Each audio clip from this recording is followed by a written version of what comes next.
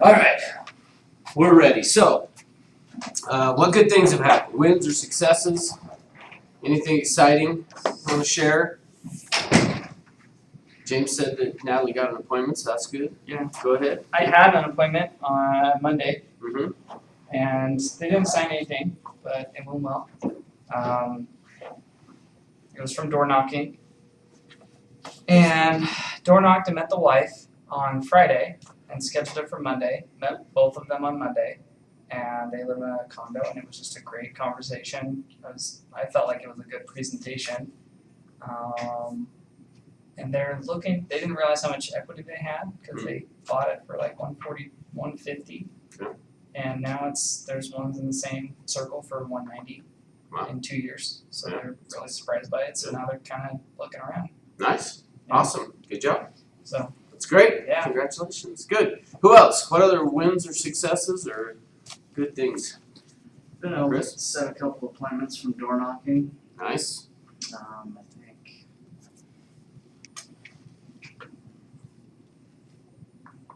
2,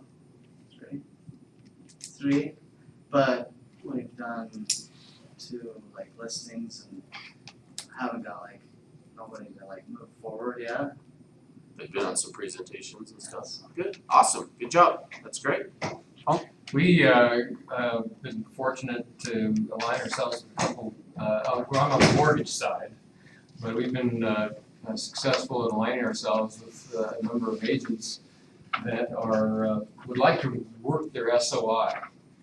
But for one reason or another, they're a little sensitive to reaching out to that SOI. And we all understand that, because the last thing you want to do is, hi, this is what I'm doing, and but with some guidance and some sensitivity, we've been able to put together an approach that I personally, and I work aligned with Frank Prater as well, that we're actually contacting that SOI in that agent's behalf to kind of explore to see if there's some opportunities there. Basically, how it goes, I'm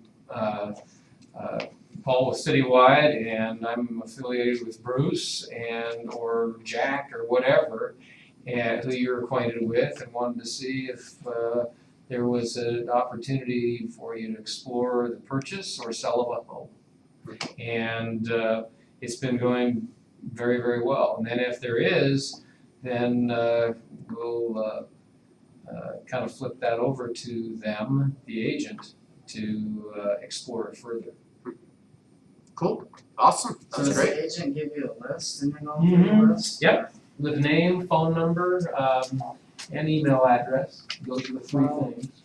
And because there is sensitivity there, you hate to sometimes reach out to individuals for, again, various reasons, but we can do that in your behalf.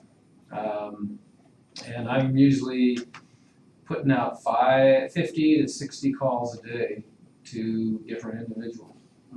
We have no problem reaching out at all. You'll usually see a headset in my ear. But if we can be of help in that regard, just let us know. Cool.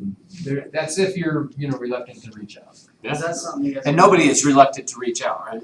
Is that something you guys have been doing for a while? Yeah. So Do it you all have the time. pretty good turnover, like going back to the agent? Or? Yeah. It's been good because some are they just don't ask the question of their sphere of influence. In fact, some of you may have gotten calls from me just checking in and so forth. That's what we do. That's awesome. Good. Congratulations. Thank you. All right. Who else? What other wins or successes? Okay. Well, what questions do you have before we get going today? Anything you need help with? Chris? I guess because I come from kind of a pushy sales. I used to do heating and air conditioning sales, and it was if you didn't close the deal while you're in the customer's house, chances are you're not going to. So we used a little bit more of a pushy strategy. Mm-hmm. And I guess it's kind of a learning curve for me to do real estate, not push them to where they're just like, I ain't using that guy. But like, where do you draw the line? And like, you know, because the guy last night was just insecure about his job. He works on the railroad, and the fight on coal has really made them like get rid of a lot of people. And so he makes good money, but you know, I didn't push it at all, just because I could tell that was something that was serious to him. And really, the only reason, he said if we would have talked to him 8 months ago, he would have been all over it. But now with the election and everything, and so do you just leave that kind of stuff alone and just kind of, you know, keep in contact with him, or do you know, he had some questions about if the economy took a crash again, and he moved into a bigger house, that, you know, he'd be in a bad spot. And so I just felt like, I guess I'm just questioning, like. So I guess ultimately, the answer to me for that is just gonna kind of depend on what their motivation is. So you gotta kind of figure out what is driving it. What's the driving factor for them? And if it is just, well, I want a bigger house, and, you know, if I get one, great, if I don't, then whatever, but, that's kind of the first thing is you gotta know, cause if there's something that's driving it, then that's what you want. You have to go back to talking about what was the motivation. On the mortgage side, you know, these are questions that we kind of deal with and manage. You've probably heard the concept future pacing. If not, it's usually a neuro-linguistic programming concept in its pure form. But future pacing basically is when you're asking, certainly you wanting to find out their motivation. But in qualifying on the mortgage side, we ask them, what are you looking to achieve? And you know, what's your baseline home monthly payment you're wanting to look at? We're very reluctant to push them. We'll tell them what they qualify for, and a lot of times they're able to qualify for this. Do we tell them to go for a house that will allow it? No, we don't. We want them to understand that, you know, you're gonna have a house payment this year, and it's gonna equate to this amount of money. And you're gonna have a house payment next year that's gonna equate to this amount of money. And in 30 years, 29 years from now, you're gonna have a house payment that's gonna equate to this amount of money. So you need to pay attention particularly to their income, so they can service that mortgage for 30 years. If they get out of it sooner, great. But the fact is that, you know, if you have a $10,000 a month house payment this month, you're gonna have a $10,000 a month house payment in the year 2025, 2030, 2035. So those are the things you wanna make sure that, you know, that they're aware of. Or be sensitive to, because we'll make them aware of it. You need to be sensitive to it. Yeah, so I always just look at it as your job is to help people get what it is they want, meaning whether that's buy or not buy or sell or not sell. And so really you've got to ask enough questions to find out what it is that's driving it. Because really what you're saying, for me, what I'm hearing is they just aren't really clear on what they want to do. If they do want to sell or they don't. But once they get clear, then they'll do it.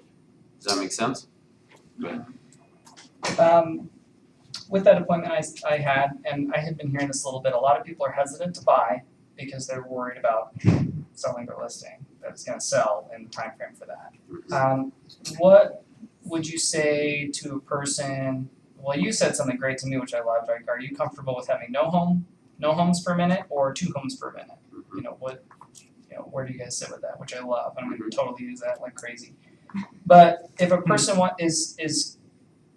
if they are leaning towards leading with buying or leading with their listing, what should I kind of say to solidify their decision with it, and then so that we can move it to signing a contract? Well, so a lot of times in terms of should we list first or should we buy first, Uh-huh. a lot of times that's going to be answered by having them talk to your wife and find out can they afford to own 2 houses at the same time. Because Okay. a lot of times they can't.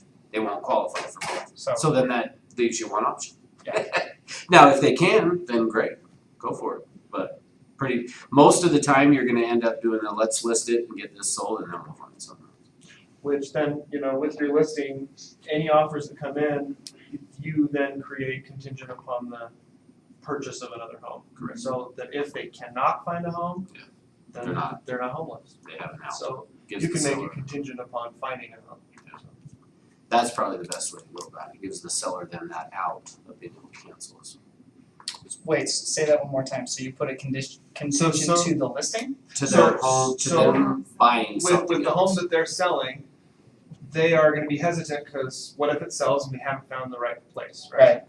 So So you get an offer, it's exactly what you're looking for, you counter back and say, we love your offer, but it's going to be contingent It's upon subject to us. my seller relocating. finding another home. Okay. So if they can't find the home that they like in that time frame, They can there's no deal and it doesn't sell. Okay. Yeah, that's the best way to go. Did you just put that in an addendum? And there's one that already exists, Oh, subject to the seller's relocation. So does that mean they have to be in Yeah, just in sure. contract in that time frame? So like not necessarily closed on the house they're purchasing, but just under contract? So, Or can you make it as I'll have to pull specific as you I'd have to want? pull the addendum up to read the exact wording on it, but essentially it's basically that we can find something that we wanna buy. It allows them to be able to, And you Get can make something it under whatever you want. contract. Okay. Yeah. You can word it yourself, but I would probably go with the addendum. typically it's just gonna be for us to be able to go find, that we can find and put an offer on something that we want. Okay. So, You can do it flip though too, right? man, that You sounds can, you really. find a house, you can make it make something an to offer. them. I know, but it just sounds like you're juggling a lot. That's okay. Okay. Yeah. That's okay. Well, and It's a lot luckily of in this juggling, type, but there's no risk. in this type of market, in another market, some buyers might not go for that because like, well, I'm not gonna sit around and wait for, but if this is their house and they're finally found a house, because we're all dealing with, if we're working with the buyer, it's like my buyers would be willing to go through that process to have that house. That's that's a the good nice point. thing is that exactly, advantage of the because of market. how the market is, Yeah. buyers will be willing to say, we'll take that chance, cause we haven't been able to find anything we like Mhm. or whatever. So that's the thing, when the market turns around and is just the opposite, meaning that there is tons and tons of inventory, So lean the then you other have the direction. problem the other direction, so. Right. Yeah, Okay, just that it's, answers Yep. that Yep. situation for me. Perfect. Thank you. okay, good, anything else I can answer for you before we jump into business builder? Go ahead. So you get the deal and it's an alphabet soup deal with Fannie and HUD and everybody else. On the final rec sheet that everybody signed, they had drawn, the guys across the citywide and put them on as the lender. With one of those Fannie kind of deals, is that like locked in to be their lender, or does he still have choices? No, they should still have choices. I don't know how the addendum's worded, I have to look at it, but typically, no, they still would have choices. Even though it's on the paperwork? Well, I don't know, it depends on what it says on the paperwork. What does it say? Okay, we have to look at the wording. So if it says that they will use that lender, then yes, they probably will have to. But my experience with those, with Fannie, Freddie, all those is if you let them know we're changing and this is why, they typically don't have a problem. Yeah, whatever applies here applies there, so, yeah. I don't- And the other one, it's a condo, and it's, reverse mortgage repossession. Okay. So the guy died. Okay. There was, HOA fees owed, significant. Okay. He died, therefore the debt goes away, but the lien is still on the property. What kind of consequences are That's interesting. involved with that? So if they wanna keep the property, they gotta pay off that loan or whatever the balance outstanding. If they don't, then the bank gets the property and then they turn around and sell it. Right, but the lien is still on the property. They don't remove it, the debt died with the guy. For the buyer, what kind of consequences are there if any? Oh, if the buyer, nothing. Even though it's a lien on the property, Well, yeah, it'll have to be removed for your person to buy it or else. So I talked to the No penalties. HOA and they say, oh no, we don't remove those. Well, you know, Your escrow, whatever, they just know that. well, somebody probably will have to pay it, but typically it would be the seller, which in this case would be the bank if they now own the property. So, but that's all negotiable. I mean, you could negotiate to do it. But in order for them to sell the property, our contract says they have to give fee title, meaning that's free and clear of any encumbrances. That's a good question. He called it a lawyer's title because it's a repossession. So, well, probably not, it'd be a deed, not title. The lawyer's deed. But regardless, in order for the title company to insure it, it's gonna have to be paid off. Okay. If they're gonna do any title insurance on it. So, And he can just say, no, I'm not gonna pay it, the seller needs to pay it. well, on our REPSI, it says Yeah. that the seller will deliver fee title, which again, back says it'll be free of any encumbrances, so. Okay. So the contract says yes, seller will pay it. Okay. So, okay, good questions. Anything else? Any mortgage things for Paul? You guys are just chomping to get to business. Yeah. Alright. Yeah, I'm, just wanted to point out one thing, as you're probably aware, FHA varies, the FHA loan limits vary from county to county. For here in, Salt Lake County, it's 312,800, and for Summit County, it's 600,300. So it varies, so when you're talking FHA, just be aware, whether it's Utah County, Salt Lake County, Davis County, it varies. 60 to 65% of homes that are sold are an FHA loan. So that's something to keep in mind as well. 3.5% down typically. But if we can help you at Citywide, just come see us. My name is Paul Jolly, and I work closely with Frank Prater on he's been in the business for 25 years, and so we've got some deep experience over there to help out. I just had a question about a rural USDA loan. Huh? Do you guys have a map of what areas We- qualify? We do. In fact, I've been working with one in Millard County, and yes, I mean that's a very lucrative. Yeah, because this guy loan. wants a USDA loan, Yep. but I don't know what area. Yeah, Really he was looking at Eagle Mountain, but I don't know what. Eagle area Mountain would qualifies. qualify. Yeah. Well, I guess it's possible it's changed. It used to qualify. Right. Yeah. So double I check mean, that. it moves just because of the, where it's at and how much it's being built up and so forth. But, yeah, you just give us an area we can just do it. Cool. Okay, Thank you. thanks, Paul. Okay, so if you have your computer and want to follow on, great. If not, the other thing to remember is we're recording, so you can always go back and rewatch the video on these. But what we're going to be going through today is Business Builder. So the very first thing you've got to do to get into Business Builder is first log into 21 Online. Did everybody get this? Oh, let me go get my computer. So you're going to go to 21 Online and log in first. Once you are logged into 21 Online, now your 21 Online may not look exactly the same as mine. In fact, it probably doesn't look the same as mine. And this is frozen up. What happened?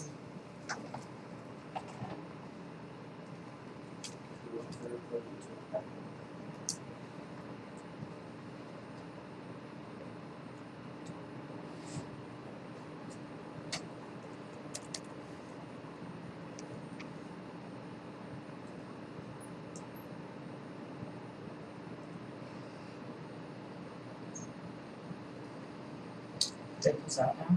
Yeah. Yeah, that's what we're gonna watch. All right. Some great training. There. Alright. See if it comes back on. Teach you how to be witty and great.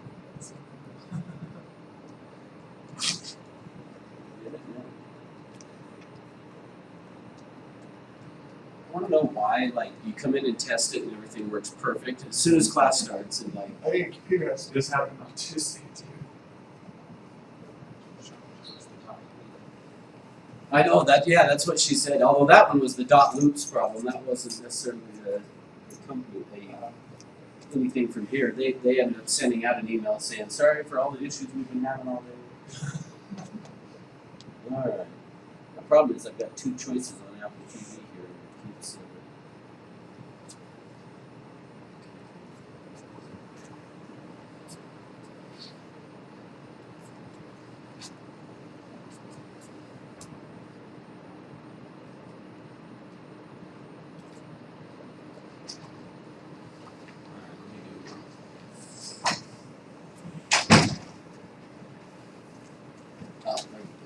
Alright, so yours may not look exactly the same because you can move these around. See, once this looks like that, if I wanted to drag this and drop it over here somewhere, I could do all that and move it around. So yours may not look exactly the same as mine, but what you're going to need to do though is you're going to be looking for Business Builder.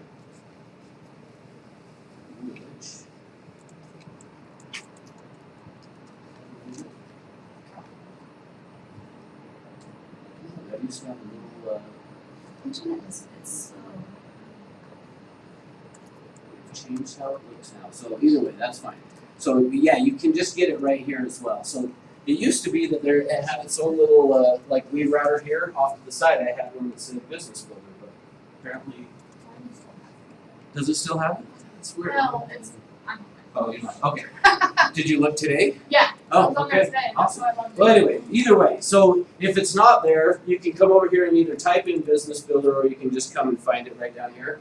So we're just going to click on that. Now, the very first time that you log in, is there anybody who has not been into it yet? Okay, so have you clicked on it already right now? Right? 21 online? Okay. And you logged in or not yet? Okay. So do you know your password and stuff? Probably not off the top of your head. Okay. So the first time you log into it though, you're gonna have to go through a setup and it just walks you through. But basically what the setup things are gonna ask you is it's gonna have you choose what your website will be basically, which really doesn't matter because unless you sign up for the pro version of this, which so Century 21 supplies you with a free version, but if you want a professional version of this, and what they call a pro version, it's $99 a month. It's through Market Leader. I don't think you need it. So and here's the other thing why I would say don't do that is in June where they are upgrading this system. It's going to be a little bit different. So what I'm training you on now is going to, and actually it might be July now. It was going to be June, but so sometime between June and July, it's going to change and be an enhanced version of this, which is going to be way better. So I'm going to kind of get you taught on how to use it now, but recognize that there's a better version to come out. So I would not sign up and pay for this $99 because what we're going to get later on is going to give you everything that you would have to pay the $99 a month right now if you signed up for it, okay? So as we go through, you'll see some of the things that are the pro features, and I'll talk a little bit about them, but I wouldn't worry about signing up and paying for it, okay? So the first thing you're going to do when you're setting it up is that it's also going to have you put in an email address that you're going to have to create because the system uses its own email address, which I'll show you that in just a second. So once you have gone through and set those pieces up, then you'll land here on what's called the dashboard. So the dashboard in Business Builder, the idea of that this dashboard is it's going to give you your new contacts. So right here, new contacts is going to be based on the type of the contact, meaning you can call them different things, and I'll show you as we get into the contacts. But as long as they are set as the status as new, as you can see here, then they will always show up on your dashboard, meaning when you first log in. So my recommendation for you is when you are putting people in, until you have decided what to do with them, I would leave them as new, meaning so that they show up here every time you log in to remind you that you need to do something with them. Does that make sense? So, but let's say that Jeremy here, that I had talked to him and he said, hey, we're going to hold off for a year. I can come down here and say maybe he's going to be a worm or a retry or something else. If I mark him as let's do retry, you can see now he disappears off of that new contents. So that's why I would say keep them on there as a new contact until you've decided what to do with them. That way it's a reminder to you to keep following up with them, okay? The other thing down here is unread messages. This unread messages, what that one is for is you can send emails right out of this system, and then when they reply back, it would put them into your, and stay in that unread messages, obviously, until they become read messages. And then the last thing on your dashboard is the upcoming reminders. So you can set reminders that would be associated with your clients and those type of things. And the upcoming reminders shows up here. If I remember right, I think it's 3 days before the reminder comes due is when they will start to show up in here in the upcoming reminders, so that you can see, hey, in the next couple days I need to be taking care of this, and then you can mark those stuff. Okay? So now that we've seen that, though, let's go through. What we're going to do is I'm going to go through and show you. What I'm going to do is go through and show you how to get your account set up, because what the initial setup on this is fairly simple if you know what you're doing. If you don't, it can be a little bit difficult. But I'm going to walk you through how to set it up. Once it is set up, very simple to use and everything. So the first thing that we want to do is we're going to come up here to where it has your name. Like so on mine right here it says Hi Russell. If I click on that, then I can come down here to the My Account. So that's the first spot we want to go to is the My Account. Okay? Now, as we click on the My Account down here, what we're going to do is go through and get all of the stuff set up in our account so that we can have the system up and running, ready to go. So the first thing that I'm going to do is click the Edit button here on this page. Under the Edit, if you can change an item, it will let you. If not, it's going to be grayed out like this. So you can see it's got my license number, my phone number, all of that is grayed out. Now, the email address, excuse me, the website, so it's got a marketing website here, which shows, russellorchard.c21.com. That's what I was talking about setting up when you first get into your account. The other that you're going to have is the CRM email address. So when you first activate your account, you're going to set up this CRM email address. And so I just did mine as Russ Orchard with 1S at c21-email.com. Really, it almost doesn't matter too much what you set it up as, because you're probably not going to really ever use it, because then you'll notice right below here, it's got this external email address. This external email address is what address you're going to put in an address that you would want the system to notify you. Meaning, let's say that somebody had sent me an email to this, the russorchard at c21-email.com. If they sent that to that email address, I've got it set with this external email address to then, it doesn't fully forward the email on to you, but it's going to send off enough of it for me to understand what it's being said. Now, with all that being said, you can see down here it's got a marketing and reply to email, and you have a choice under this drop down to set it up to use either this C21 email address or my Gmail. So I typically just recommend just selecting your other email address, whichever one you're using, whether it's a Century 21, a Gmail, or whatever. Just select that as the email address here. That way, anytime any marketing messages go out and somebody replies, it's just going to come right back to you. So that's why I set up here. It almost doesn't matter what you call the email address, unless you plan to use it. If you do, then set it up as something you want. But if you don't, then just make sure you have your external email address in there and change this one to be selected for that. Okay? Now, some of the rest of the stuff on this page is going to be things that don't really matter too much unless you had a pro version of the site. And like I say, I wouldn't spend the money on it at this point. So this marketing website doesn't really matter. This call to action, though, whatever you put in that call to action, if you did have the pro version, that call to action would then show up on your website. But where the other place that it will show up on this call to action would be on some of the marketing pieces, and I'll show you the marketing center in a little bit. But whatever I have in there as that call to action, it'll drop that in on certain marketing pieces, not all of them, but any of them that have a spot for that call to action, it will drop those in there. Make sense? Okay, so the last thing is it should already have your photo in there, but if not, you can always click on edit here, and then it tells you what the specs of it. Has to be a JPEG, can't be bigger than 8 megabytes, and it should be resized to 100 pixels by 130 pixels. So this one, again, honestly, it doesn't really matter because without the Pro version, this photo here is going to be the photo that would show up on your website with Business Builder, but again, that's a Pro feature, so it doesn't really matter. But the marketing image is one that's going to be the most important. So make sure the picture you have on there, let me click on that one on the edit. When I go to edit on this one, you'll notice it's saying that it has to be either a JPEG or a .png file, which is a higher resolution with a maximum pixel width of 2800. So that one is going to be a higher resolution photo, which, and the purpose of that is if you end up printing out marketing pieces, you want it to be in high resolution. Okay. And then the Century 21 Everest, this one you can't change. You can click Update Logo, and if there is an updated one, it would put it in there, but if there's not, it'll just stay like it is. Okay? So once you have done any changes and things, just make sure, if I had changed anything in here, that I click Save. Okay? Any questions on that? All right. Next is the general info. On this general info, the only thing you're going to want to change on this is it comes set with the time zone, typically being the Pacific time, I think. Maybe it was Eastern. Is it Pacific? Yeah, if mine says Pacific. Yeah. So just click on the edit button and then click the drop down.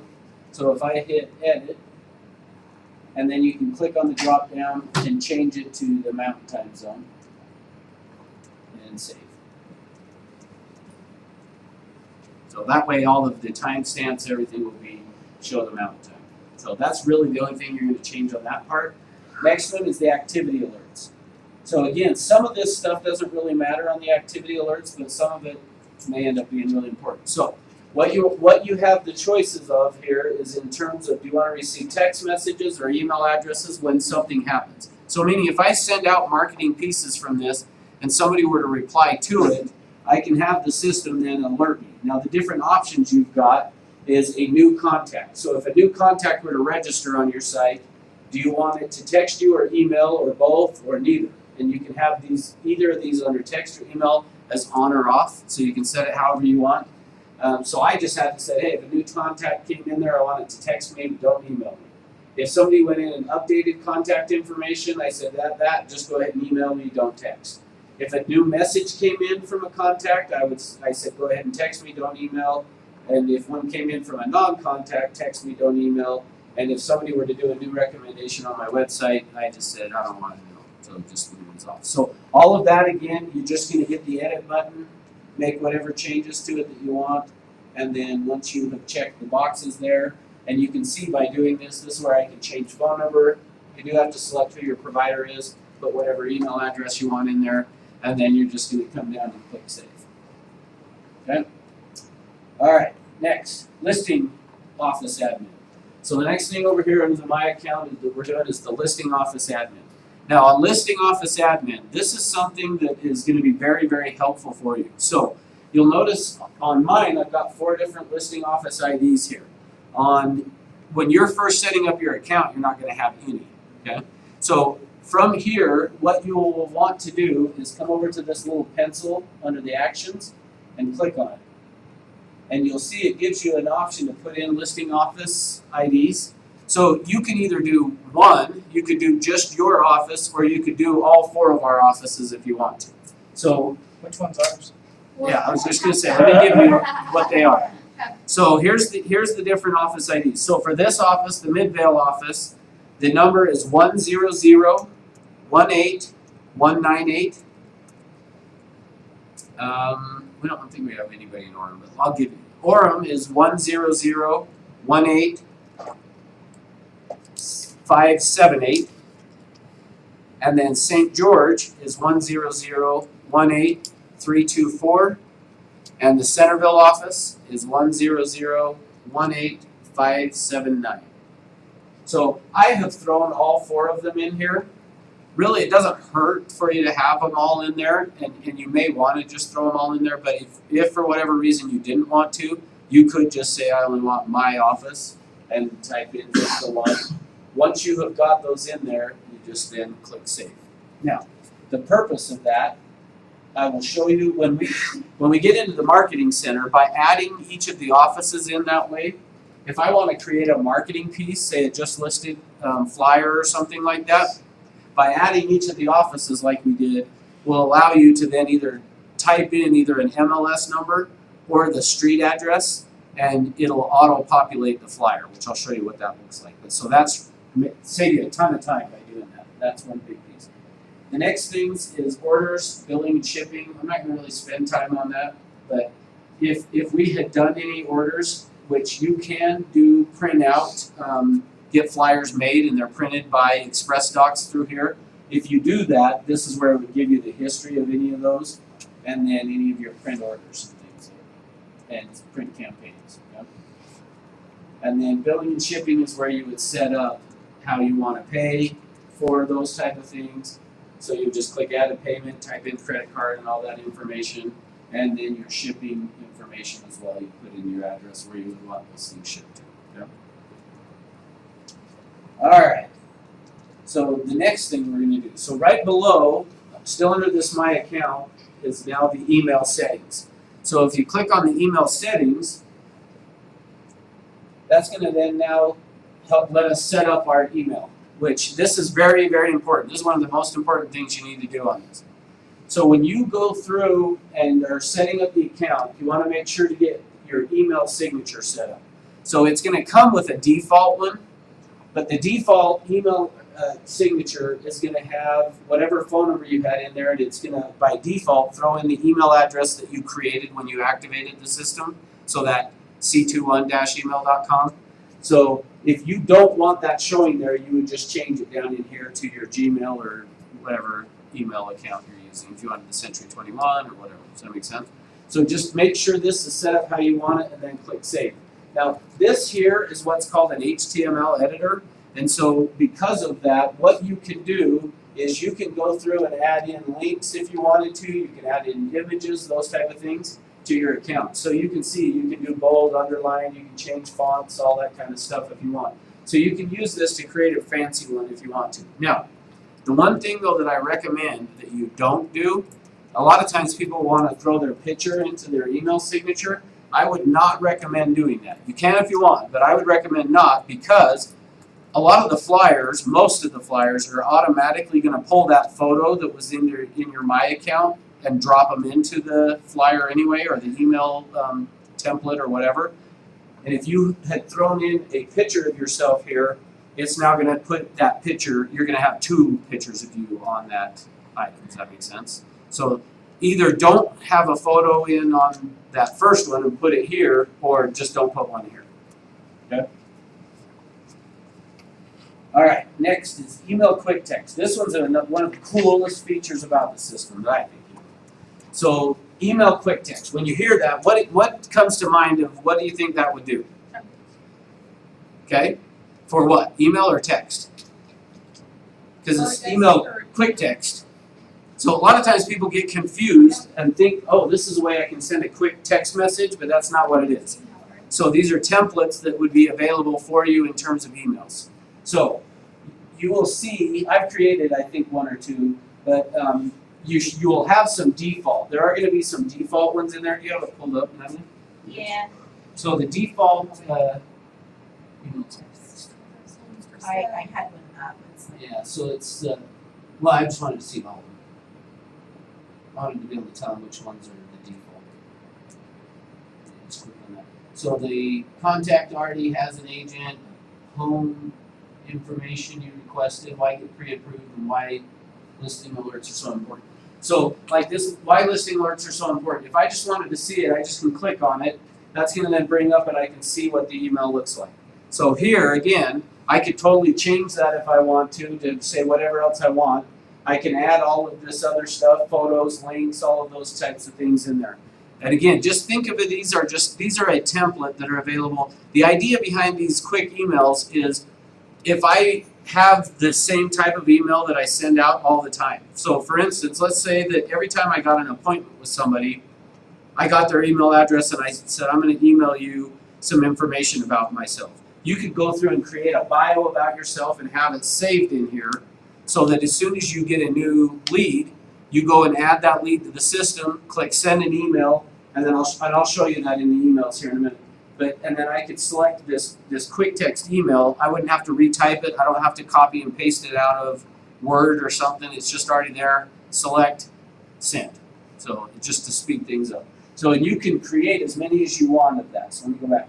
So you can see there's the default ones that we talked about, but I could say create new, type in whatever title I want, create the body of it, and then save, and then it would now be available as the quick text emails. So again, the other piece of this is on using like even your phone, you could pull up this, go into it, and send somebody an email real quick without having to actually type the email because it's already something you've created.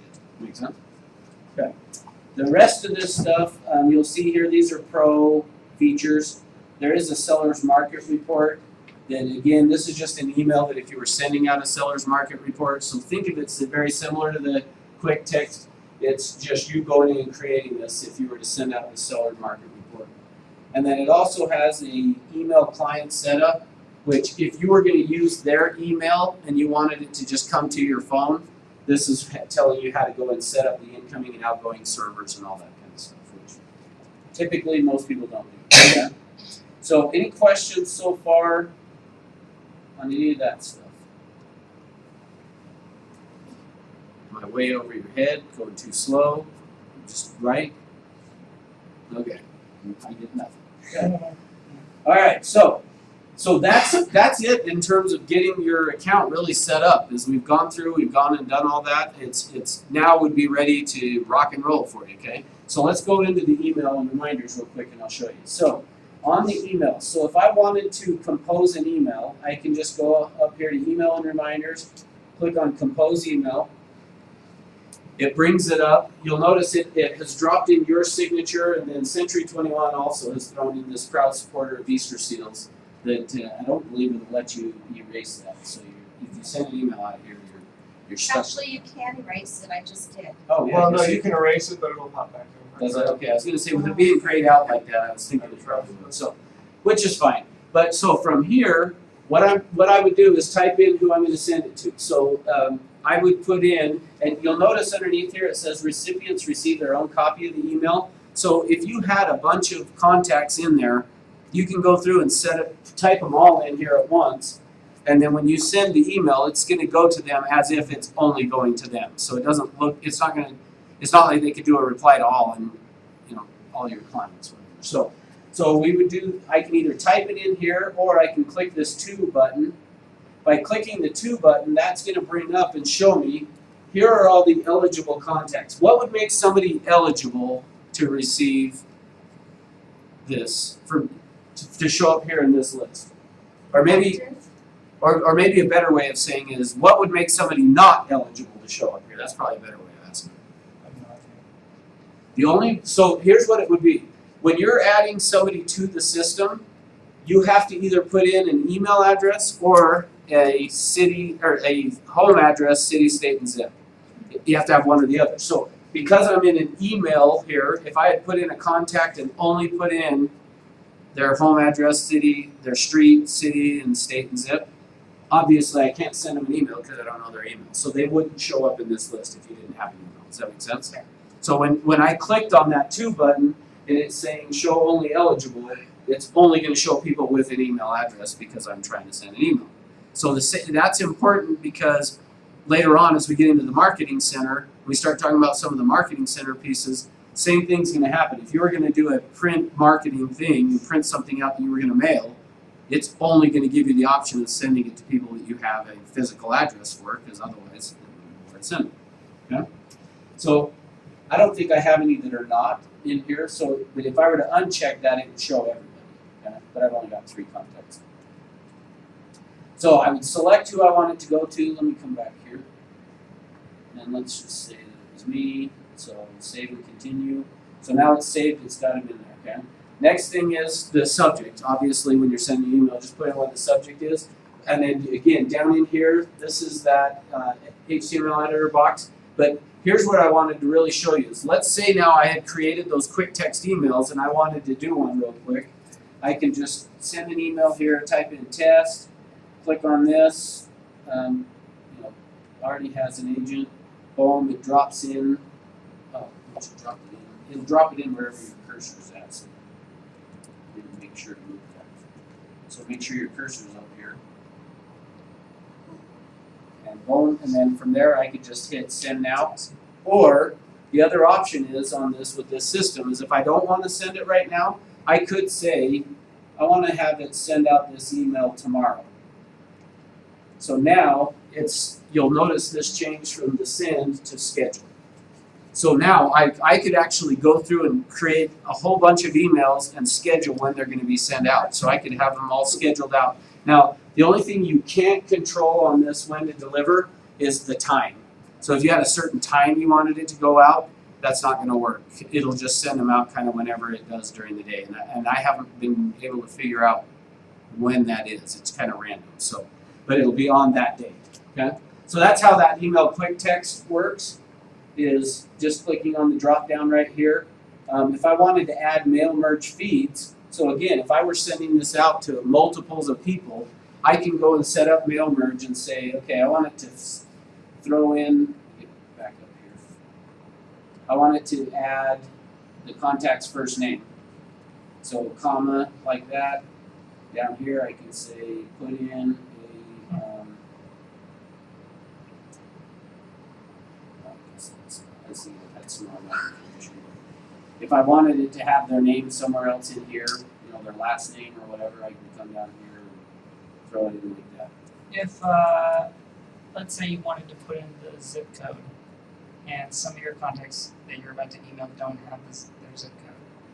Then, so yeah, great question. So then at that point, when I went to go send it, it wouldn't, if I put it all together and then went to eligible, it wouldn't list them in that eligible list because you put in here. So the contact, this tab that you're saying, the contact detection, it only fills based on the information that's the same that's For that unanimous contact. for all. No, for the contact that you're putting in. Okay. So if you didn't have a zip code in for that contact, then it wouldn't let you select them under the eligible. If I did it this way, if I said, here, if the email asked for a zip code in the body of it, and you didn't have one for Jeremy, he wouldn't show up in the list as eligible to send it to. Does that make sense? Okay, so you should draft the email first, then if you're eligible. Yeah, if you were going to be putting in stuff like and that. it'll check. Okay, all right, that's my question. Good. So from here then, again, if I wanted to change it, go back to today and just say, okay, send now. So now I've just sent that email out. Okay. So that's on the composing emails. Contacts. So under the contacts, so on this, actually let's do one thing. Let me go back to reminders first. So reminders. So on the reminders, since we were there, this is the list of all the reminders. I don't have any in the system right now. If I had some, they would be showing up here. But from here, I can just say I want to add a reminder to it. So add a reminder. And what is the task? Is it a task? Is it a phone call? Is it a meeting? I'm going to say put in a phone call for what contact. So if I start to type in a name, it'll pull it up. So I can now tie that to me over here. And then I can say follow up on email sent. And when do I want that task to show up? We'll put, I want it to be today at 11 o'clock a.m. Okay, so now it's saved that contact. We've got this contact set up and saved here. It's all set up and ready to remind me, hey, I need to follow up on that email that I sent. Okay?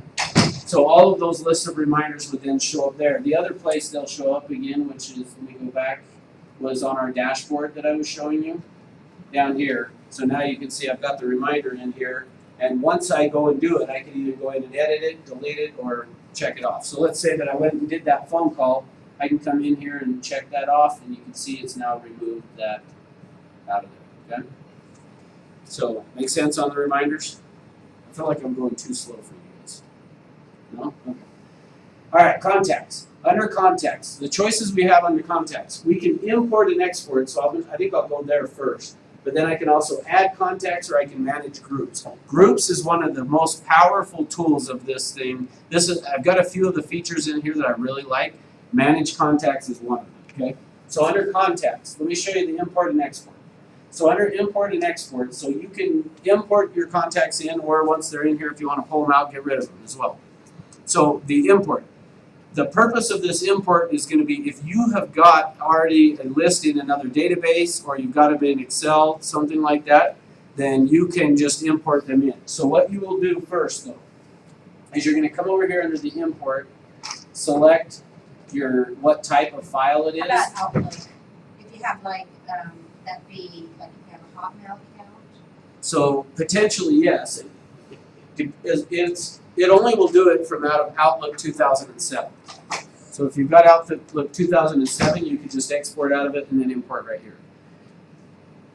In the few years that I've been doing this, I don't think I've yet to have someone have the Outlook 2007. So, I mean, you might. If you do, great. So typically what most of the time people end up doing is the basic contact list.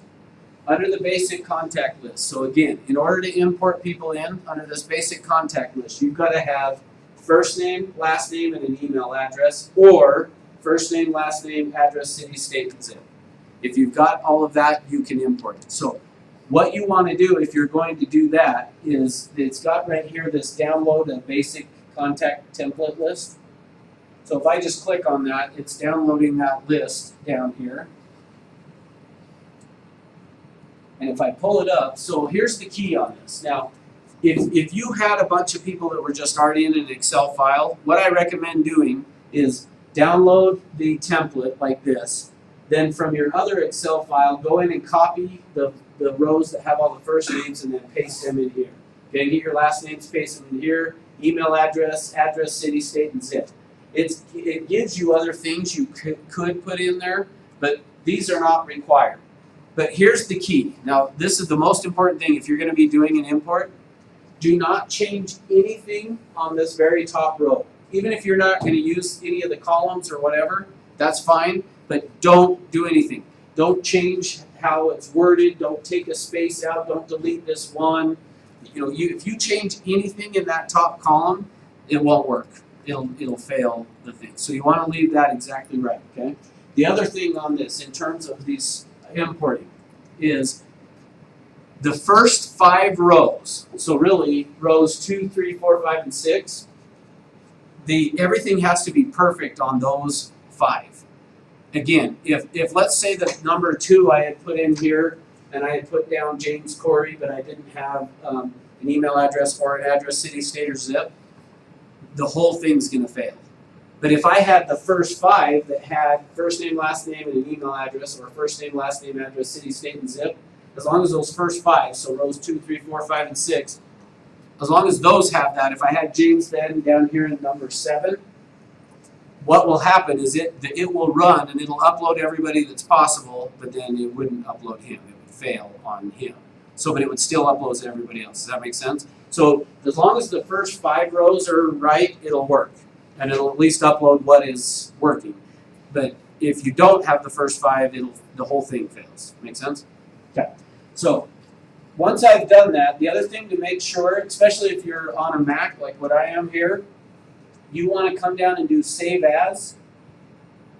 And then under your file format, like on a Mac, it defaults as just the CSV like this. You've got to make sure you select the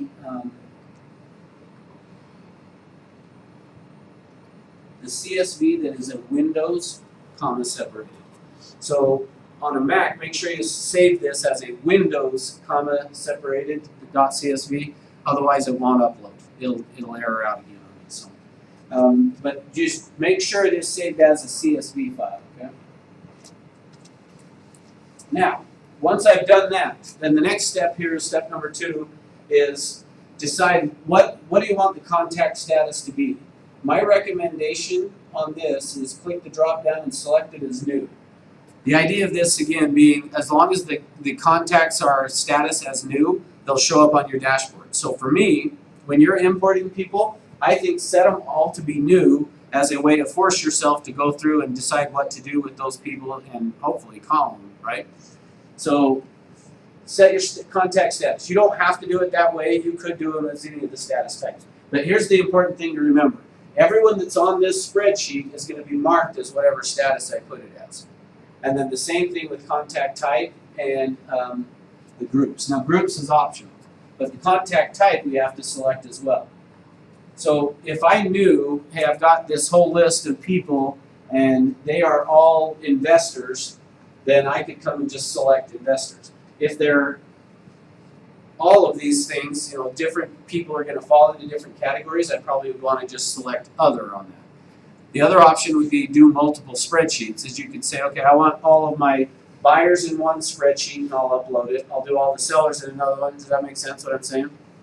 Okay. So you just have to choose one of these though. So typically, probably buyer, seller, and then you want to add them to groups. At this point, since I haven't explained groups, I would say don't worry about it, but I'll show you the groups in a minute, how you can do it. Really nice guy. Yeah, really nice guy, and also I got jerked down. Anyway, so once you've got all that selected, then what you're going to do is come over here to this attach and import. So the first thing you do is choose the file and go to wherever you've got it saved on your computer. Select that, and then you have to check the box here to say, I agree that these contacts have opted in to receive email from me and are not from harvested or purchased lists. So in order to basically make sure that they aren't getting blacklisted is what this is saying. So you have to say, yes, all these people have agreed to let me email them. Okay? So can't do this. Then what you're going to do is just click import.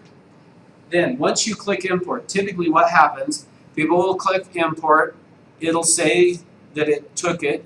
If it doesn't take it for some reason, it's the wrong file format or something, it'll give you an error. But if it takes it, what'll happen is it'll run then. And typically what people will do is they'll immediately then go back here to contacts and click all contacts, and then nothing is showing up. And they think, oh, what did I do wrong? It didn't work. What happens when you first import it, you got to always make sure to scroll down here to the status of imported contacts. Once I do an import, it's going to give me a status of here. And what's going to happen this varies the amount of time. It could be 10 minutes, it could be 2 hours that it sits there and it'll say waiting to run. But once it actually processes, it'll run through and then it'll tell you that it is finished importing. So don't go looking for your contacts until the status tells you that it's complete. Okay?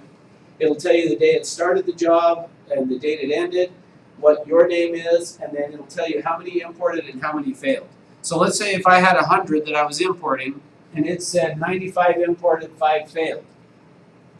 The 5 that failed, this will be a link that if I click on that, it'll pop up and tell me. So it would say, oh, you didn't have James's email address, so it failed because of that. So then now I can go, okay, I can go back and add that in. Does that make sense? So it'll tell you here how many imported, how many failed. And the nice thing is you can click on the ones that failed and it'll tell you why they failed. Could be that it's a duplicate. Maybe you already had them in there as another contact. You ended up putting them on your spreadsheet twice or whatever. So, makes sense on the imports. I love teaching this kind of stuff because you guys are so interactive. I'm just trying to figure out why mine doesn't say add context to group and there's only no things. Oh, because you don't have your group set up. So Oh, let's go to groups now. Perfect. Okay. Good segue, Natalie.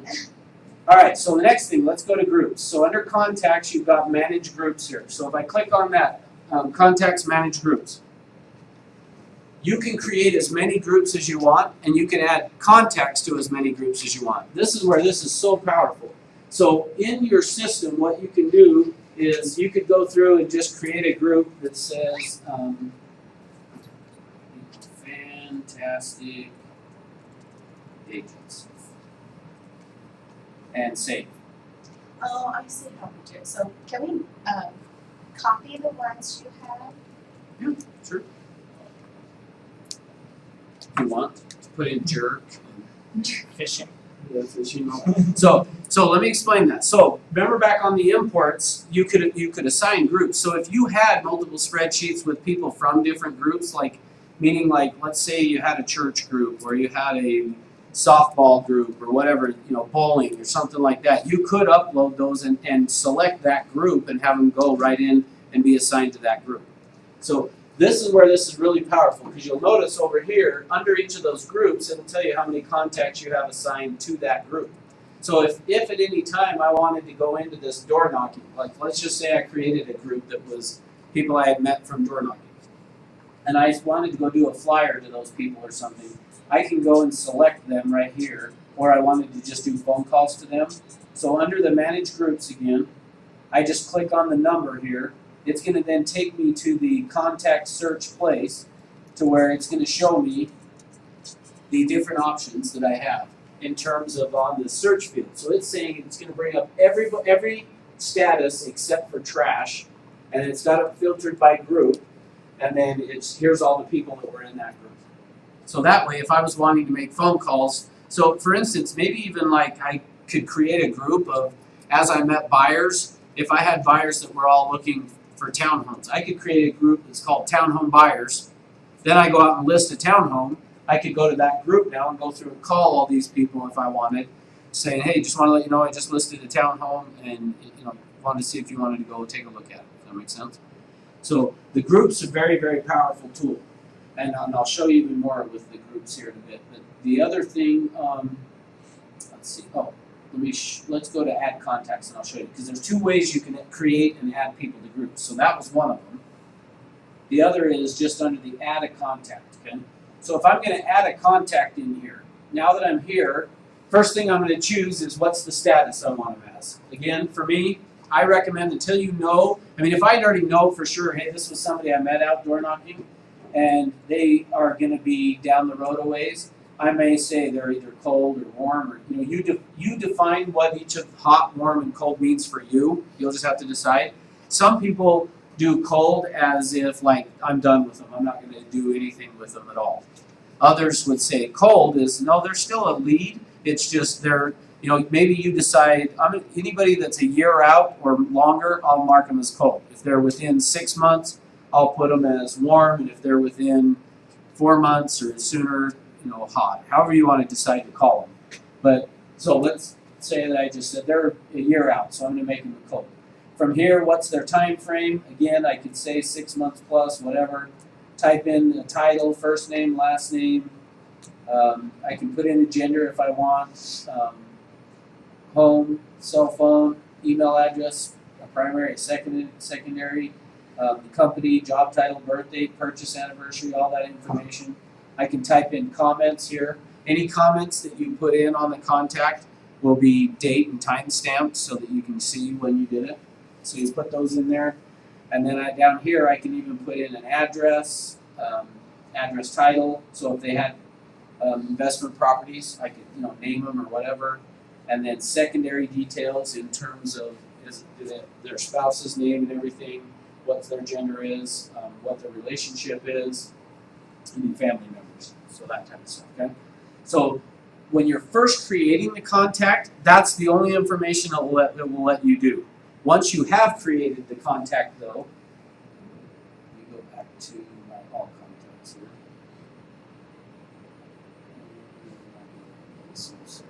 So once I've created the contact now, you can see here's all the information that I had put in there. Here's comments that I had typed in, and you can see their date and time stamp. So if I wanted to add new ones, I could, add new comments there, save that, there it is. I can change or add addresses here if I need to, fix any of the secondary information. But then you'll notice down here, all of a sudden now it starts to show me where did this source, where did it come from? Well, it's saying I entered it or imported it. Buyer requests, so I could go through and create buyer requests for them of what they're looking for in a home so that I would have that saved in there. And then down below that, underneath the requests and everything, is emails, reminders, campaigns, and groups. So emails. Under the emails, this will keep track of for your contact every email that received from them or sent to them. So that's the other thing that's cool with this system is if I send an email to somebody out of this system, it's going to show down here the date I send it, but then it'll tell you if they opened the email or not. So you'll be able to tell here that they opened the email because it'll say the date and time they opened it. If you have links contained within that email and they click on any of the links, it'll tell you here if they've clicked on the links or not. So why would that be important? Oh, so you'll know that they're interested still. Yeah, so if you've been sending them, I got them on a campaign or something, which we haven't got to yet, but if I had them on a campaign or something and I was noticing they were opening, and then all of a sudden they quit, that'd be a great sign of, man, they were really fast at opening them, now they're not. Something may have changed. Maybe I ought to give them a call. Or the flip side, maybe you put them on a campaign and they weren't opening, and then all of a sudden they've opened one, then they opened the next one they opened it and they clicked on something. That would be a pretty good sign of they're starting to get active, so I probably ought to follow up with them, okay? So that's a cool thing with this, and then same thing on emails received that come in from them as well. All right, reminders. This will keep track of reminders that you have done with them. So you can see here, I had put in a reminder on this one and a date, and then I checked it off as being completed. So you'll be able to keep track of any reminders and things that you've done or add new ones. If I wanted to add a new reminder, I can do that from right here, just add a new reminder. And in campaigns we haven't talked about, we'll do that in just a minute, but I could add people to a campaign or see what campaigns they're on here, and then also the groups. So down here you can see I've got Jesus under this door knocking group and Totter Dune Drive. I don't know what that was about.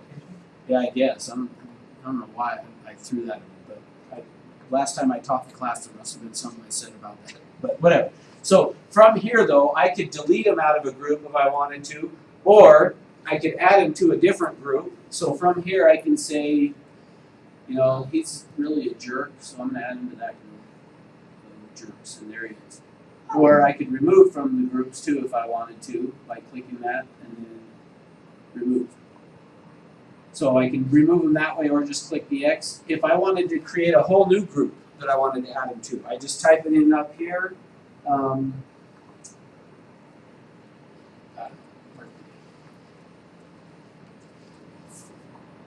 create. So now that group now exists, and if I scroll down here, you can see he's been added to that group.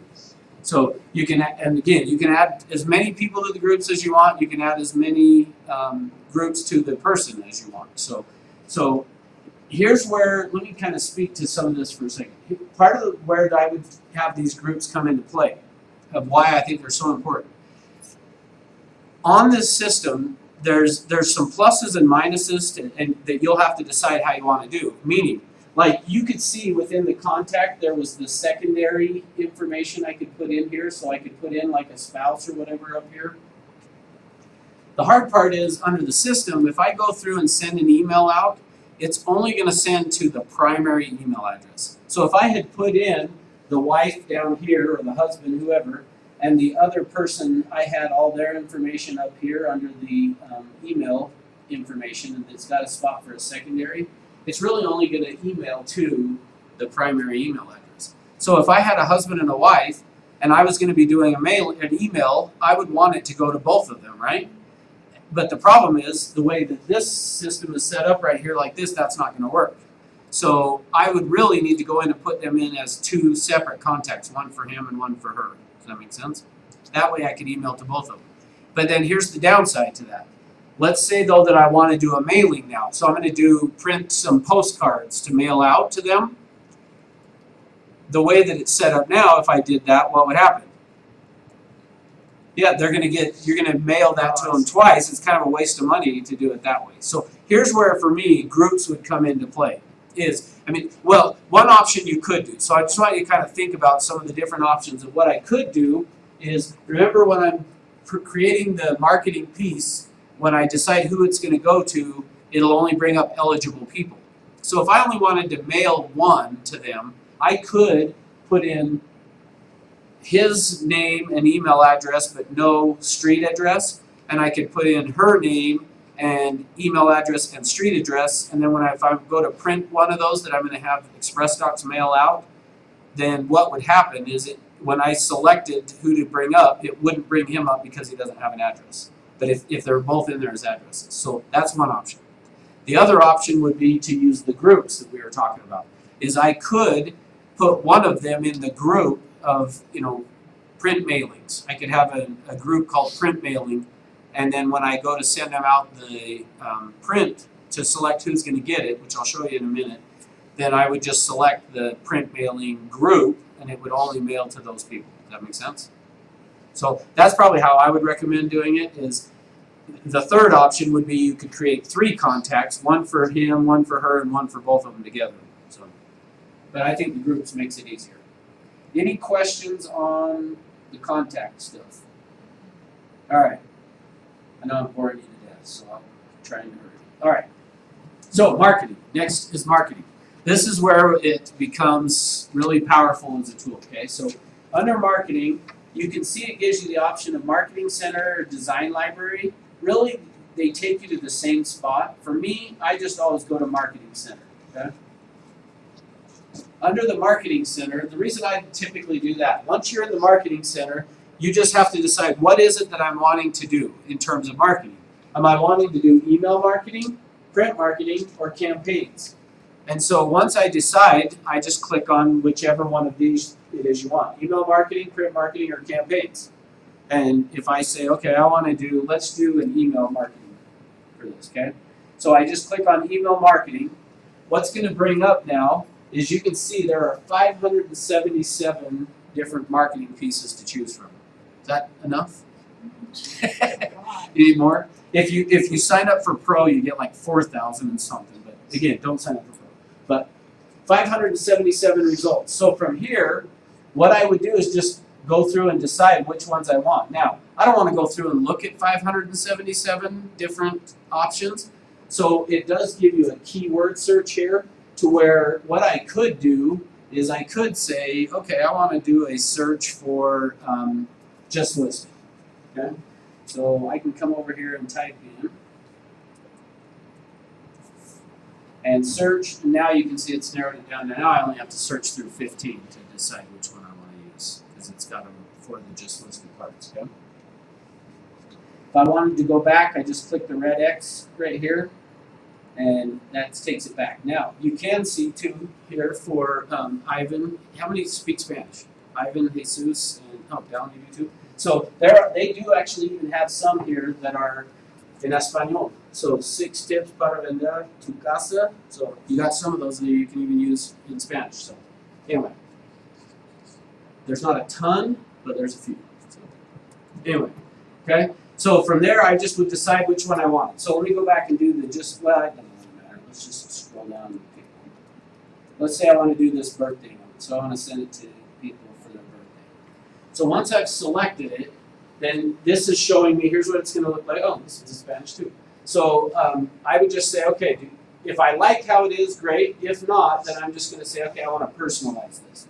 So I'm going to click personalize.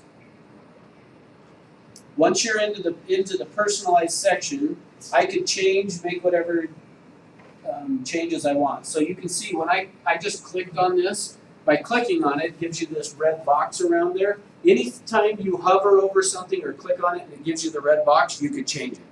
So I could change that picture, and then the options it brings up is either my images, I could upload an image if I want, or I can choose from their stock images. And they've got a bunch of different images that I could choose from here and say, okay, I want to use that one instead. And resize it here.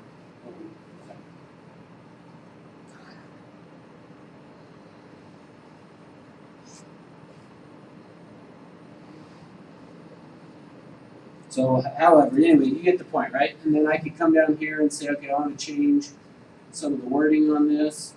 Didn't give me the red box. But you can see I still could change it. So I could make any changes that I want right here, and it'll drop my information in there. Then I would just hit save, name it. I could either leave it still called birthday 2 or whatever I want to call it, and save. Okay. Now that I've done that, I exit out, and now you'll see, before it was grayed out, this compose email, now it gives me that option. So from here, with this now postcard that I would, or email postcard that I would do. You can see it would have all my information there. It's showing me what that is going to look like with my personal photo. Then from here, I can either compose email, or if I wanted to do it and share it on Facebook, I can just say publish to the web and share. It gives me a link here, or it gives me the options of these different social media networks that I can do. Okay? And then I can just hit compose email. It brings me in here. There's the card. And then I can, from here, decide who I want to send it to, and bam, send it out. And what I've noticed is that you have to have the email should be in your contact list. Correct. Yep. So, okay, let me do one other. So let me go back and do the just listed here. So I could either type in just listed here. The other thing that I can do, if this was going to be a property specific card that I wanted to do, the other thing I can do down here is check on this listing enabled only. So by clicking on that, you can see now that's reduced it to 40. So there are only 40 of those marketing pieces that are listing enabled. Listing enabled means it's going to grab the information from the MLS and drop it into the card. So let's say that I was going to be doing that just listed. I could either scroll through here and find them, or I could type in here, just listed. And there's 15 of those. Then I can come down and say, okay, I like this one. So I select that. You can see it's got the card, shows me what it's going to look like, and then right here it gives me choose a listing. So does somebody have one? I'm going to put in. I'll just start typing in an address. All right, so let's see. Here's one at 385 West, 800 South in Orem. So I could select that, personalize. It's now going to go out and grab the photos and everything from that listing, and it's dropped them in there. So look, it's done. It's got my photo, everything's ready to go. I would just say, Can they but interact again, with it? Are they able to click on the pictures? no, because it's just going to show up within the scene. But if I wanted to add a link or something, I could drop one in there. But from here, if I wanted to change this photo, like I didn't like this one here, again, I can click on it, and then down here it gives you the option to replace or crop or add links. Like so, this is where you can add a link to that, so that they did click on it, take it to our website. But I could say replace the image. Do I want to use my images, stock images, or here's all the ones that are on the MLS? So I can say, no, I want to use that one as the main picture here. And if I wanted to add another image, I could click on that and then just place this wherever I wanted it as well. Again, I'm just going to hit save, name it, or just save it. You can see how simple it is, though, to create these flyers and things. Then I just hit exit. Back here again, I can either compose an email or publish and share. So again, if I hit publish or compose email, you can see it's dropped it all in there. It's got my picture and everything. That's kind of weird that the house is like there's a banister right in front of That's great. the door. Yeah, that's That's a bit odd. Anyway, so from here, then from here again, I could just say, who do I want to send it to? I can bring it up, and then I could choose from these. So let's say, though, that I had created a group that I wanted to send this to people. Let's say I had thousands of contacts in here, or even 100, but I didn't want it to go to all of them, and I didn't want to have to go through and figure out who was who. If I had a group, I can come up here under groups and say, I want to send it to all the people that are in the door knocking group. And then you can see only two out of the 3 that I had. So it'll bring up just that group right here. Then I can either select them individually, or I can say add all, save and continue, and then bam, it's ready to be sent out to them. I could add a quick email text if I wanted to it up here, or add their first name again, whatever. So I can create all that email, and then I just either hit send now or schedule it to go out at a later date. Make sense?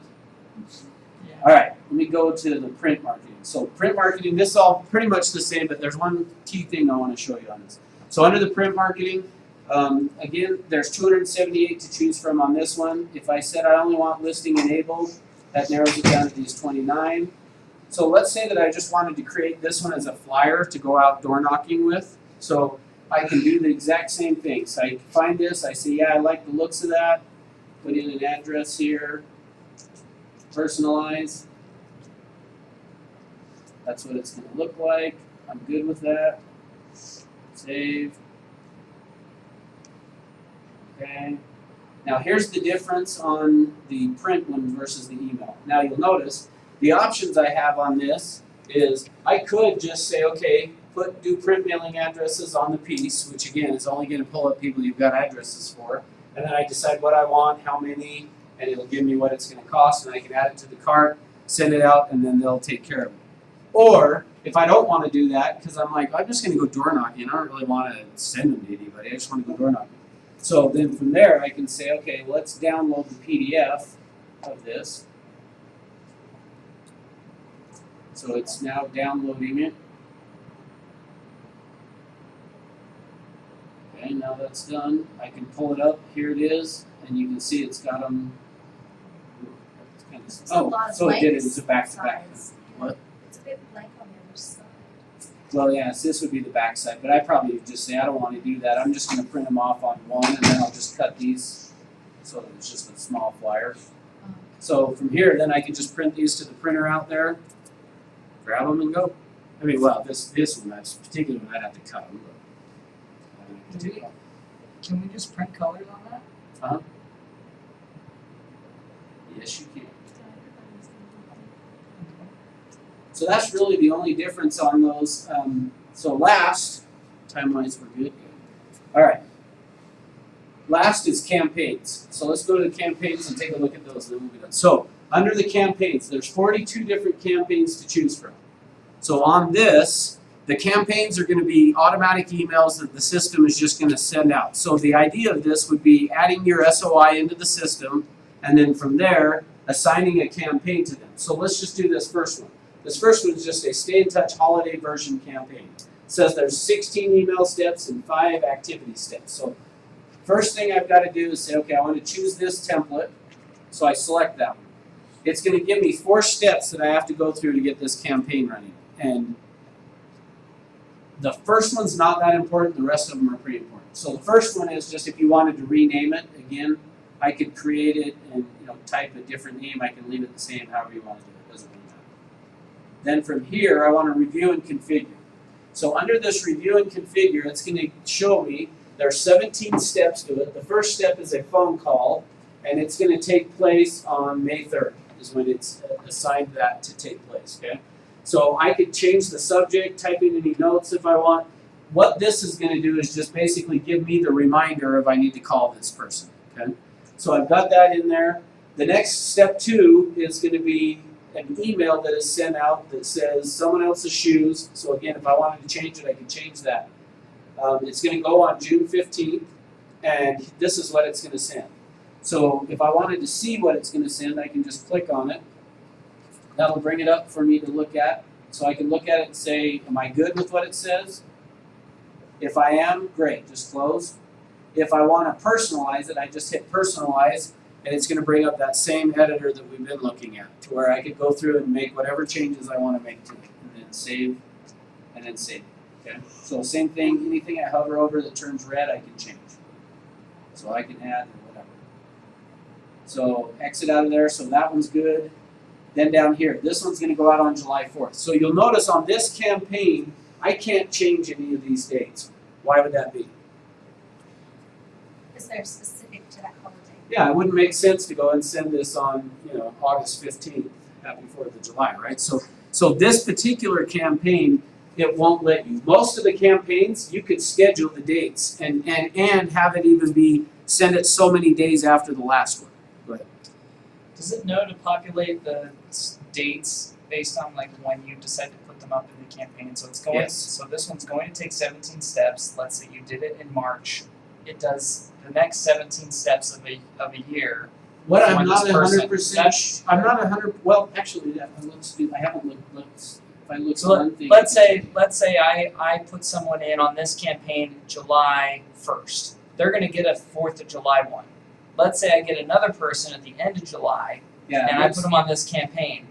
Is their step 1 now going to be after July? Yes. Okay. Yes. And they're going to have Yeah. That's what I was They're just on their own checking, loop. Is I wanted to check because the last time I tested this or looked at it, it didn't have these. So that's what I was wanting to see. So what they are Oh. doing is They're on their own as one drops off, they're adding the next one kind of onto there. It looks like is what they're doing. So yeah. But once you've assigned this campaign, that's the campaign they're on. So a month from now, you have to go back in. You wouldn't want to assign them to. Well, no, that still would work because yeah, they're updating the campaign. So Yeah. that'd be fine. Yeah. Okay. Yep. So all right. So basically, I would look at every one of those steps, decide if I'm good with what it says, personalize it. If I'm not, then I come down here, save and continue. Then the next step is add or remove contacts. So at this point now I'm going to do the same thing we've already shown you. Decide which contacts you wanted or what group. I'm going to select all of those. Once I've got people selected for it, then I come down here to review and activate. Now this piece is the piece that people forget most of the time. People will go through and create a campaign and then they forget to check this box. Because you'll notice this is grayed out. I can't activate the campaign. As soon as I check this box, now I can activate it. And as soon as I click activate campaign, now it's ready to go. Okay? But if I forget to do that, so there's two things on those campaigns that I would tell you. Number one, I think anytime, at least at first, while you're getting to know the system, anytime you're creating a campaign like that and going to assign a bunch of people to it, put yourself in. So put yourself in as a contact and assign you as part of it, because if you get the email, they probably got it too. If you didn't get it, they probably didn't get it either. So that's how you'll know the campaigns are working. So at least for the first little while as you're getting used to the system, make sure you put yourself on the campaign so that you'll see what it looks like and know if it got sent out. Does that make sense? Okay. All right, let me do one other campaign here and show you. Let's do this buyer lead follow. So I just want to show you how on the dates. So same thing with this. I would go through, name it, configure the steps, and date. So right here, this is what they typically are going to look like. Is they're going to say this email will go out one day after you add the contact to the campaign. So it doesn't matter. You have the campaign set up, and I could add people to the campaign today, next week, whatever. But whenever they get added to this campaign, one day after you add them to the campaign, this is the email that's going to go out. So same thing, you can change this, you can change the dates. You can say, I don't want it to go one day after, I want it to go 2 days after. And I want to say something different, whatever. Down here, I want this one to go 10 days after. So these are then going to say, okay, so after this one is sent out, 10 days after that one's done, it'll do this one. Then 7 days after this step, it'll do this one. Does that make sense? So here's where the bad thing about this system is I can't go in and just, well, let me go back. Let me show you. If I go in here to the Marketing Center and go to campaigns, it gives you the option here of create a custom campaign. But you'll notice as soon as you click on it, it says, want to add more materials, you got to go pro. So in order for you to create a campaign, you have to be pro, which again, I'm not recommending you do that. So typically what I would say instead is come down here and find one that has as many steps or more than what you want to do, and then select that one. And I could go through and rename this, call it something else, and I could go all through all 5 of these steps and totally change when they're going out, what they say, which marketing, what this piece looks like. I could personalize it, so all of that. So just change their own template. yeah, you have to use theirs and modify it to what you want. Unfortunately, because it's the free version, they don't give you the, which I think is kind of dumb, but whatever. So now the other thing is, once these campaigns are up and running, you'll notice I could come back in later on and it'll tell me how many times this email has been sent, what percentage of the time it's open, and what percentage is clicked on as well. So that way you can see, is my marketing working? So as I'm doing these things, am I getting the results that I'm wanting to get? Does that make sense? Yeah. I'll take that as a yes. Thank you. All right. Any other questions? This does have an advanced marketing thing, but you'll notice the options is listings and showcase properties. If I go to listings, this would be just a way for me to see on all these listings that are in here, and it's got the whole company's listings in here. I can go through and just see, like, how many times it's been emailed out. Or I can also set up, if I check the box here for showcase properties. Did you notice on when we went through the campaigns, I had there was the spot to activate the campaign. Right underneath that was an option to include showcase properties. So what I could do is have every one of those campaigns set up to where when it sends out that campaign, I can say I also want it to add showcase properties, and I can go through and control this and change these all the time. So that way, when it sends the email, it's also sending them, hey, here's some of my listings that I've got as well. So does it add to your campaign? So Uh-huh. like, let's say the person's on their 5-step campaign, they're gonna get a 6th one that is this showcase Oh, no. listing. No, this will be on the bottom of the. Every time it sends it'll one be at the under very all. bottom, it'll be, Okay. here's some showcase properties for you to consider or look at. Okay. Okay, yeah, so these are, you just push that add button to see more of them. The add button. Yeah, where it says, oh, okay, now, what I had to do that to be able to see more. Mine just keeps adding to the screen. Yeah, mine does. Anyway, all right. So that's that, and then showcase properties. This is going to bring up and just show you the ones that you have selected, so that way you can go in and you'll, at a glance, you can see which ones you've got selected here. So let me, it's not.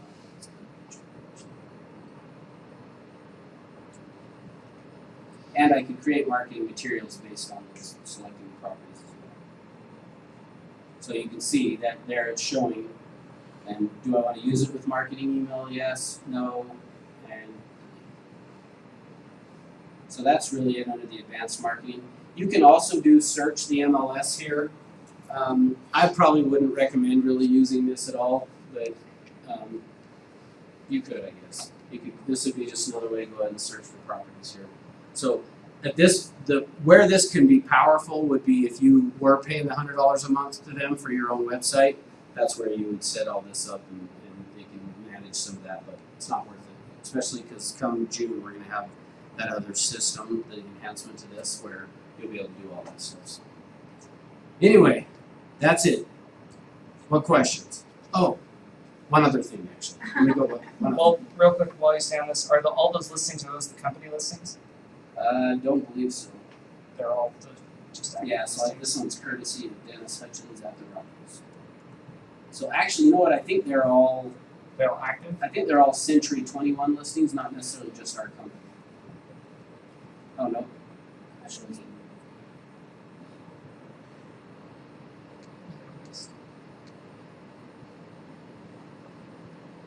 yeah, I think they're only Century 21. That's the other reason I wouldn't use this. Is because I think they're just. Yeah, not necessarily Century 21 Everest, but any Century 21 that's in Utah. So, okay. Last thing on contacts here that I want to show you. So let me go back to under the contacts. Like under Jesus here. Let's say that for whatever reason I wanted to get rid of Jesus. I didn't want to keep staying in touch with him anymore. His status you'll see here is warm. If I wanted to get rid of him, I can delete. So under this more options over here, more actions I mean, I can delete somebody. But once you delete them, they're gone forever. Now, the other thing that I can do as well under this more actions is, and hopefully this doesn't confuse you, but if you had contacts in here and wanted to get them over to Lead Router, you could click Add to Lead Router and it will transfer them over that way as well. But the main thing I wanted to show you is delete. If you want to get rid of somebody, you can delete them. The downside is, once they're deleted, it's not like you could come to me and say, hey Russ, I deleted somebody and I want to get them back. They're gone. So typically what I recommend that you do instead of that is instead of deleting people, come over here and under status, just put them in the trash. And if I throw him in the trash, then as a default here, when I go back up here under contacts and all contacts, so under my all contacts, let me reset the search here.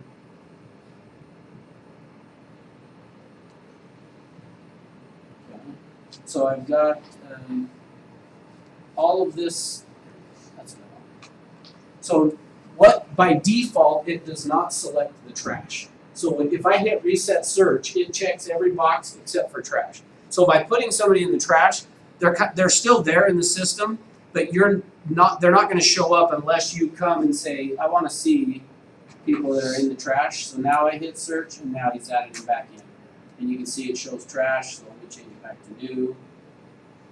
Back to new. And I'm good. But if I hit reset, it just automatically. So rather than deleting people, you can delete them if you want. I mean, feel free to delete. It's just if you ever think you might want them back again, instead of delete, put it in the trash. All right, what questions?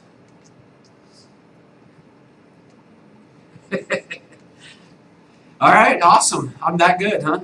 Or that boring, one of the two. I taught a class down in St. George, and the broker, we had a manager meeting, like, I can't remember if it was the next day, but within a week of that.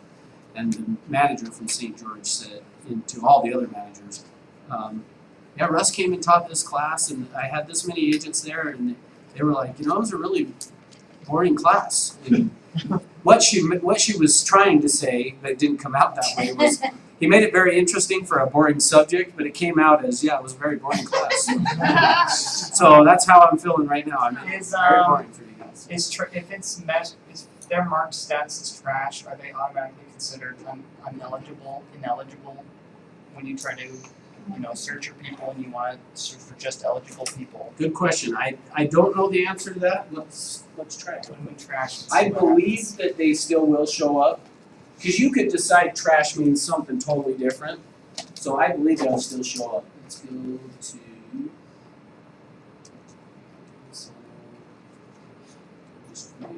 Oh, real quick, actually, too. The other thing under marketing. Once I have saved the designs, I can just skip the marketing center. I could just go to my saved designs.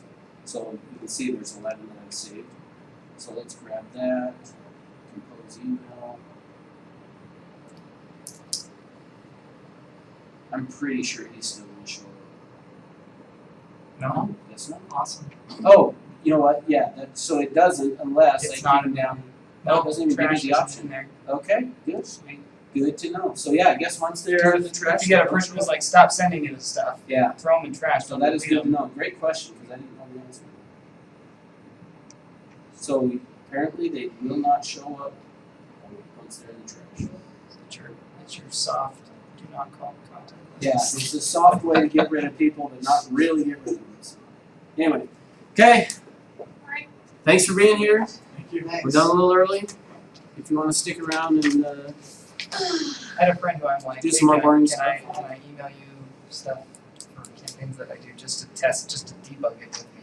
He's like, no, I don't really want any of that. I thought we were friends. That's a great excuse to call all your SOI and just say, hey, I'm setting up a new campaign. Can I put you on Be it my and tester. be a test subject for me? And all 200 of you are my test subjects. Thank you. Okay. Thanks for being here. Thanks, Russ. If you have questions, if you want me to go over something else, I will. Did you have assignment last week? Assign them? Or Tuesday? Yeah, Tuesday I didn't. Oh, She signed take- up for here and then she started and there was no. Oh, I did send it around, but It was just sitting on the chair. Oh, I got passed around. the last Tuesday. Yeah, last Yeah. Oh. Tuesday.